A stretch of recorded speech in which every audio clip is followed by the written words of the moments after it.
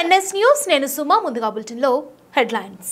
లక్షిటిపేట పట్టణంలో Andhra board Kerala school పిల్లలతోని ర్యాలీ నిర్వహించారు. ఈ రోజు కార్గిల్ విజయ్ దివాస్ రోజున దేశ రక్షణ కోసం కార్గిల్ యుద్ధంలో వీరోచితంగా పోరాడి వీరమరణం పొందిన అమర జవాన్లకు అంజలి ఘటిస్తున్నాం. ఈ ర్యాలీలో కేరళ ప్రిన్సిపల్ మాట్లాడుతూ దేశం కోసం తమ ప్రాణాలను కూడా లెక్క చేయకుండా నిరంతరం దేశ సేవలో తరిస్తూ దేశం కోసం అమరులైన వీర సైనికులు ఎందరో.